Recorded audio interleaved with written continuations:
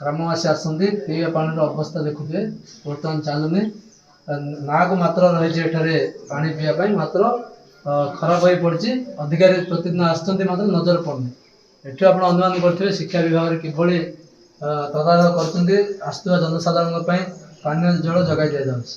ଶିକ୍ଷା ଅଧିକାରୀଙ୍କ କାର୍ଯ୍ୟାଳୟରେ ପିଇବା ପାଇଁ ପାଣି ନାହିଁ ଲକ୍ଷାଧିକ ଟଙ୍କାର ମେସିନ୍ ନଷ୍ଟ ହୋଇପଡ଼ିଛି। ଏପରି ସ୍ଥିତି ଦେଖାଦେଇଛି ଗଜପତି ଜିଲ୍ଲା ଶିକ୍ଷା ବିଭାଗ କାର୍ଯ୍ୟାଳୟରେ। କାର୍ଯ୍ୟାଳୟ ନିକଟରେ କୌଣସି ଦୋକାନ ବଜାର ନଥିବାରୁ ଶୋଷ ଲାଗିଲେ ଯିବାକୁ ପଡୁଛି ଅଧ କିଲୋମିଟର ଦୂର ରାମନଗରକୁ।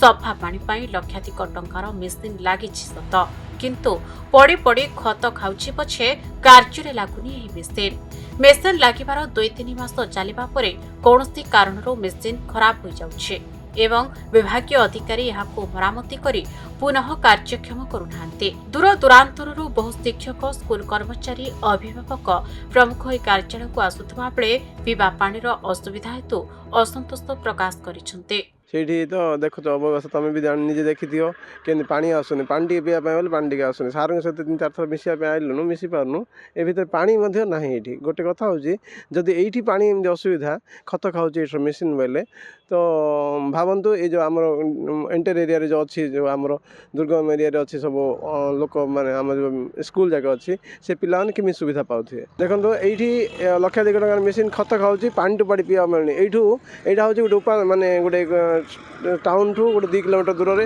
ଗୋଟେ ପାହାଡ଼ିଆ ଅଞ୍ଚଳରେ ଅଛି ଅଫିସଟା। ଏଇଠୁ ପୁଣି ପାଣି ପିଇବା ଗୋଟେ ଗଲେ ଦୋକାନ ଫୋକାନ କିଛି ନାହିଁ ଏଇଠି। ପ୍ରଥମ କଥା ତ ହେଲା ଯେଉଁ DO ଅଫିସ ଟାଉନରୁ ଢେର ଦୂର ଜାଗାରେ ଅବସ୍ଥିତ, ଆଉ ସେଇଠି ଆଖପାଖରେ ଦୋକାନ ବି ନାହିଁ। ସେଇଭଳିଆ ତାକୁ ଦୃଷ୍ଟିରେ ରଖିକି DO ଅଫିସ ବାଲା ଯେମିତି ପିଇବା ପାଣି ପାଇଁ ଗୋଟେ ବ୍ୟବସ୍ଥା କରିବା କଥା। ବର୍ତ୍ତମାନ ପାଣି ସମସ୍ତଙ୍କୁ ଦରକାର, ଯେଉଁଟାକି ସେଇଠି ପିଇବା ପାଣିର ବ୍ୟବସ୍ଥା କରାଏନି। ଲକ୍ଷାଧିକ ଟଙ୍କାର ମେସିନ୍ କାଲି ଲାଗିଛି, କିନ୍ତୁ କୌଣସି ଟ୍ୟାପ୍ରୁ ସେ ଜଳ ବି ବାହାରୁନି, ତାର ବ୍ୟବସ୍ଥା କିଛି କରାହେଇନି। ଜିଲ୍ଲାପାଳ ଏବଂ ଜିଲ୍ଲା ପ୍ରଶାସନ ତାକୁ ତୁରନ୍ତ ହସ୍ତକ୍ଷେପ କରିବା ଦରକାର।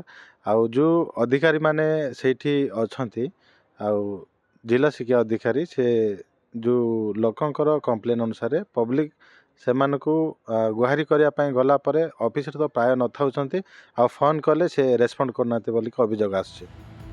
ଗଜପତିରୁ ହେମନ୍ତ ପ୍ରଧାନଙ୍କ ରିପୋର୍ଟ, ଖବର ଓଡ଼ିଶା।